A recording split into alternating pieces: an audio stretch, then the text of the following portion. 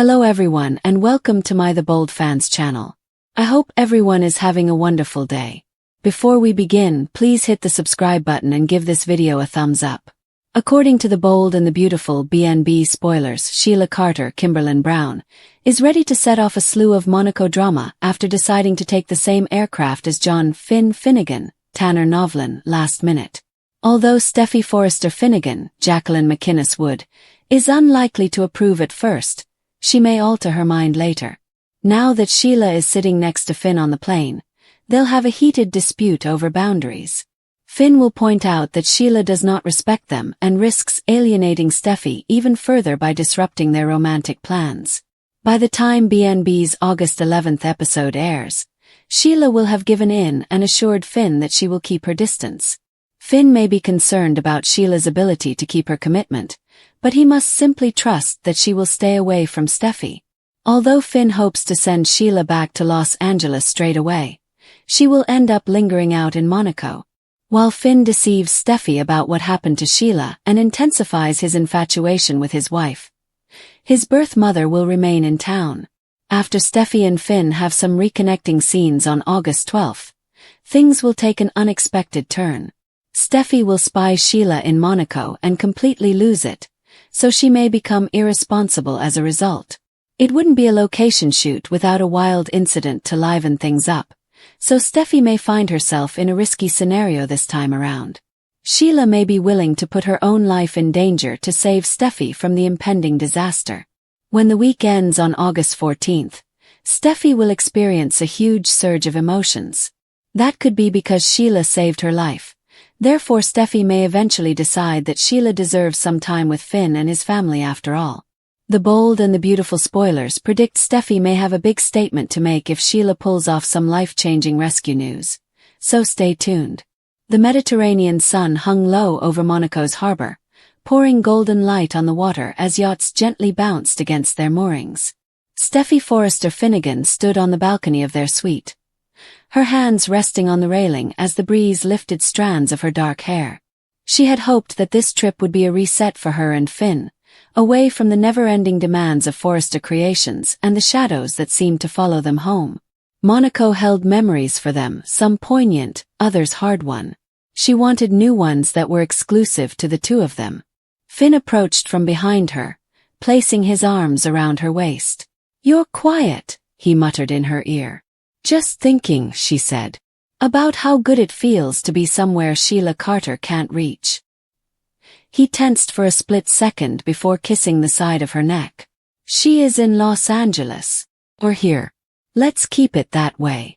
They both knew history wasn't that simple. Sheila had signed the divorce papers from Deacon, claiming that all she wanted was a quiet life, but her attraction to Finn and their son Hayes remained strong. Steffy had drawn a strong line. There are no visits, no contact, no exclusions. Finn had agreed, at least aloud. Privately, the anguish of having a living mother who wanted to know him persisted in ways he tried not to express. That evening, they walked the promenade together before settling for dinner at a tiny restaurant facing the lake. Hayes's most recent soccer match, Kelly's drawings, and the future fashion line that required Steffy's final clearance all remained light conversation topics. For a few hours, the weight of Los Angeles seemed far away. After midnight everything changed.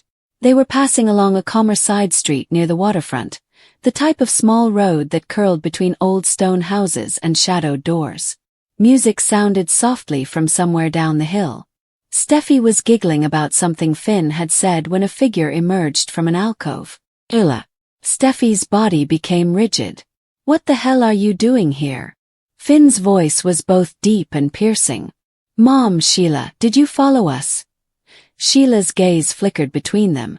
She appeared thinner than the last time Steffy saw her, and her typical shell of calculated calm crumbled at the edges. "I needed to talk with you. Both of you. I couldn't wait until you got back. Please." "No." Steffy moved forward. "You can't corner us on vacation. You don't get to choose when or how you come into our lives. Get on a plane and leave," Sheila said, lifting her chin. "I signed the paperwork. I walked away from Deacon. I have remained away from the children. I'm asking for one discussion. That's all. Finn put his hand on Steffy's arm. Not here. Not like this. Before anyone could react, a sharp yell rang out from the end of the alley. Two men wearing dark jackets appeared, moving quickly. One of them carried a knife. The other walked directly to the nearest open doorway, the side entry to a small jewelry shop with lights still on inside. It happened in only seconds. The men were targeting more than just the shop. One of them slammed into Steffy as she attempted to pull Finn back, knocking her hard against the stone wall. Her head hit the corner. The second man reached for her luggage. Finn attacked, but the first attacker swung his knife in a broad arc. Sheila moved more quickly than either of them expected. She pushed herself between Steffy and the sword. The knife slashed Sheila across the upper arm and shoulder. She yelled out but did not fall. Instead, she threw Steffy sideways into the deeper shadow of a doorway and attacked the men with a ferocity that contradicted the polished version of herself she usually exhibited. She grabbed a discarded metal pipe from the ground and swung it hard enough to push both attackers away. Finn was immediately on the phone, yelling for cops. One of the males tried to attack Steffy again. Sheila confronted him head-on, suffering another slash across her side in the process. Blood seeped through her blouse. Sirens sounded throughout the night. The attackers fled as soon as the first blue lights emerged on the far end of the roadway. Finn sank to his knees beside Steffy, who was dizzy but conscious, a dark bruise growing on her temple. Sheila leaned against the wall, one palm pressing over her shoulder wound. Police and paramedics came within minutes. Steffy was checked first. Concussion risk. Possible slight head trauma. They intended to keep her under observation overnight. Finn wouldn't leave her side. Sheila was loaded into a second ambulance, protesting that she was okay and that the focus should be on Steffy. Under the harsh fluorescent lights of the hospital, the complete picture became clear. The knife cuts on Sheila were not superficial. One needed stitches. The other had gotten close enough to a major vessel that the doctors talked in cautious, measured tones. She'd lost blood. She would need to be monitored. Steffy sat on the edge of an examination table, with a nurse shining a light into her eyes. Finn held her hand. When the nurse exited, Steffy gazed at him.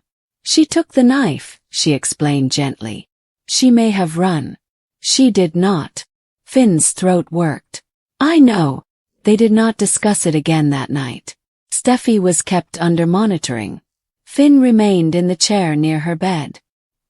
He entered the corridor about daybreak and located Sheila's room. She was awake, pallid, and the bandage on her shoulder stood out against the hospital gown. You didn't have to do that, he replied. Sheila's voice was harsh. Yes, I did. She's your wife. She is the mother of my grandson. And, for the first time in my life, I didn't consider the consequences. I just moved. Finn sat down. The silence extended. Finally he added, Steffy saw it. She knows. Sheila shut her eyes. That does not imply she will ever trust me. I don't expect her to. But you want her to try. I want to see Hayes, she said softly. Even if it's only for an hour. And you're both watching every second. I want him to know he has a grandmother who would die for the people he cares about. Finn didn't respond. He left the room and went back to Steffy's side. Steffy was granted permission to leave the following morning. The bruising on her temple was terrible, but the scans were clear. She insisted on going down the hall to Sheila's room before they checked out of the hospital. Sheila appeared smaller in the bed. Steffy stood at the foot of it, arms crossed, in the exact attitude she took in boardrooms when she refused to concede. I don't forgive you for the past, Steffy stated. I will not pretend that the years of fear, gunfire, and falsehoods never occurred. You shot me. You shot my husband. You've placed my kids in danger more times than I can count. Sheila nodded once. I know. But you put yourself between me and a knife last night. You could have died. You didn't run. Steffy's voice remained calm. That does not erase anything. It does mean I witnessed something unexpected from you. Finn stood quietly behind her. Steffy proceeded. When we return to Los Angeles, there will be restrictions. Strict ones. Only supervised visits are allowed. Never be alone with Hayes. Never unannounced. One wrong step and it's over. There would be no second chances after this. Sheila's eyes flooded. She didn't speak. She just nodded again. Finn will decide the schedule with me, Steffy stated. Not you. And if I suspect Hayes is disturbed or unsafe, it stops. Do you understand? Yes. Steffy turned and went away. Finn lingered for a moment longer. Thank you, he replied gently. For what you did. Sheila forced a tiny smile. Tell her that I will keep every promise. Even the ones she hasn't believed yet. The journey home was peaceful. Steffy spent the majority of her time sleeping against Finn's shoulder, exhausted. When they arrived in Los Angeles, Ridge and Taylor awaited them. The word of Monaco had already reached them via hospital reports and Finn's quick phone conversations. Ridge's expression was harsh and protective. Taylor's was more convoluted, with guilt layered over cautious hope. In the days that followed, the family disagreed behind closed doors. Brooke advised prudence. Hope remained skeptical. Liam offered to help monitor any visits if necessary. Eric merely listened. Steffy had the last word, and she used it carefully. 2 weeks following their return, the first visit was set. The incident occurred on a Saturday afternoon at the Cliff House. Finn and Steffy were present. Hayes, now old enough to recognize that this woman was his father's mother, was intrigued rather than terrified. Sheila arrived on time, empty-handed except for a tiny book of photographs she had brought with her. Old photos of Finn as a newborn that Lee had shared with her in a rare moment of peace. She did not attempt to hug the child. She sat on the couch at a safe distance and answered his questions as he asked them. She told him simple stories about the ocean and how his father had aspired to be a doctor since he was a child. She never raised her voice. She never overstayed. When the hour was up, she thanked them both, and went without asking for anything else. Steffy watched the door close behind her and felt her shoulders relax slightly. Finn wrapped his arm around her. You didn't have to do this, he explained. I know. She leaned in closer to him. But she saved my life. That must signify something. Even if it's only this much. The visits continued on a limited basis over the next few months. Hayes occasionally discussed them thereafter, with the ease of a child who had not witnessed the worst of history. Steffy occasionally awoke at night with the old terror squeezing in her chest. Trust was not something you could turn on or off. It was a long, uneven route marked by limited supervised hours and the awareness that one woman who had previously attempted to ruin their family had, for one night in Monaco, chosen to defend it instead. Sheila never pushed beyond Steffy's bounds. She never requested for unsupervised time. She never turned up uninvited. On the few instances when Steffy spoke to her directly, the chats were quick and practical. After Hayes had gone to bed, Steffy discovered Finn on the balcony, staring out over the lake. She's still the same woman, Steffy explained. The past does not disappear. I know, Finn replied. But she is also the woman who stepped in front of a knife to protect you. Both can be true. Steffy remained silent for a long time. Then she answered, We will follow the regulations. For Hayes. Plus, Finn said, If she slips, she won't have another chance. I promise. The Mediterranean seemed far away now, but the memory of that night remained vivid. A knife in a dark alley. Blood on stone. A decision that caused Sheila agony in exchange for the smallest possible space on the outskirts of a family that had every reason to keep her out for good. It wasn't forgiveness. It was not peaceful. It was merely the complicated, flawed product of a single desperate act of defense in a city of light, as well as the careful, conditional space that act earned. The afternoon light over Monaco created long golden shadows across the bay, where luxury ships rocked gently against the piers and the faint sound of casino laughing drifted on the balmy Mediterranean breeze. Steffy Forrester stood on the balcony of their suite at the Hotel de Paris, her hands resting on the cool stone railing and watching the water shimmer below. Finn had carefully planned this trip, hoping to escape the relentless pressures of Los Angeles, the perpetual shadow of family conflict, and the lingering anxiety that Sheila Carter's presence always seemed to cause. For a few days it was meant to be just the two of them, reconnecting, laughing, and remembering why they had worked so hard to start a life together. She turned as soon as she heard the suite door open. Finn went inside, tightening his tie with a tired but genuine smile. The meetings were long, but I cleared the remainder of the afternoon. Dinner on the deck later. Just us. Steffy crossed the room and snuggled into his arms. That sounds perfect. She put her head on his chest, inhaling the familiar aroma of his cologne mingled with the subtle salt air that clung to his garments. For a little period the world felt stable. Then her phone vibrated on the nearby table. She ignored it at first, determined not to let anything disturb her rare quiet. But the second vibration made her look over. The number was unfamiliar and international. Something about it made her nervous. Finn observed a shift in her posture. "Is everything okay?"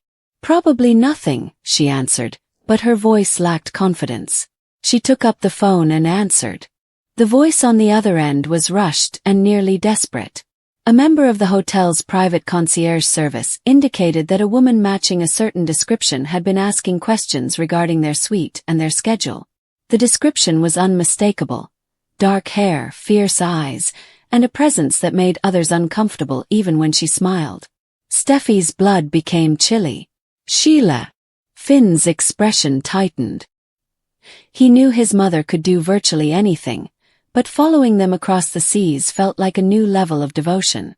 "She can't be here. I told her to stay away. I made it obvious. Do you think that stops her?" Steffy's voice soared. "She has never stopped. No, not when she shot us. Not when she almost ruined everything. So now she's in Monaco." They debated in quiet, agitated tones as realization dawned upon them. Finn reasoned that Sheila might have come for a misguided effort at connection, and that she wouldn't dare approach Steffy directly after all. Steffy refused to believe it. History had taught her too much. She insisted on leaving immediately, changing hotels, and returning to Los Angeles if necessary. Finn wanted to tackle the matter full-on, find Sheila, and send her away before Steffy saw her face. Finally they made a compromise. Finn would go down to the lobby and speak to security. Steffy would remain in the suite, doors shut, until his return. She watched him leave with a knot in her stomach that refused to let go. The sumptuous silence that surrounded her made the room feel too quiet. She paced, checking the locks twice and then 3 times. Outside, the sun was starting to set, turning the sky orange and deep pink. She never heard the gentle click of the service door at the far end of the corridor. Sheila has always been good at finding ways around obstacles. Years of survival on her wits had taught her how to blend in, wait patiently, and move when no one expected it. She had booked her own flight as soon as she knew of Finn's holiday intentions, using a fictitious identity and paying in cash when possible. It had been difficult to watch her kid board the plane without her. The prospect of him and Steffy making more memories without her had drove her across the Atlantic with single-minded determination. Sheila went gingerly along the corridor, her heart hammering. She assured herself it was different. She wasn't here to harm anyone. She merely wanted a chance to speak, to demonstrate that she had changed, to show that the lady who had fired those shots was no longer the same. Her divorce with Deacon had been her first significant step. Walking away without vengeance, without plots, had cost her more than she realized. She now needed her family. She needed Finn. And if it meant confronting Steffy's hatred, she was ready. The suite door was locked as expected. Sheila paused, then knocked quietly. No response. She knocked again and louder. Inside, Steffy froze. She approached the door warily, looking via the peephole. The face on the other side caused her to take a step back, as if she had been struck. "Steffy," Sheila said, her voice calm yet strained. "I know you are in there. Please hear me out. I am not here to cause trouble." Steffi's hand hovered over the phone, ready to dial security. Go away. You have no right to be here. None. I get that. I know what I did. However, the situation has changed. I've signed the paperwork. I walked away from anything poisonous. All I want is the chance to be a part of Finn's and Hayes' lives. Is that really impossible? Yes, Steffi snapped. It is. You almost killed us. You almost murdered my husband. You can't rewrite that with a few soft words and a divorce, Sheila said, her voice dropping. I've saved Kelly once. I took a bullet trying to keep you safe from Luna. Does none of this count? The mention of those events only increased Steffi's rage. She opened the door and yanked it open, facing Sheila straight in the hallway. You don't get to treat those moments as currency. You cannot trade past sins for future access. Stay away from my family. What happened next was too fast for either of them to fully comprehend. A maintenance worker's cart had been left unattended near the elevators, with the wheels unfastened. As the two women were embroiled in a quarrel, a sudden influx of visitors from a nearby wedding party entered the passageway, laughing and jostling. Someone hit the cart hard. It moved forward with startling speed, its jagged metal edge aimed right at Steffi, who had stumbled slightly off balance in her rage.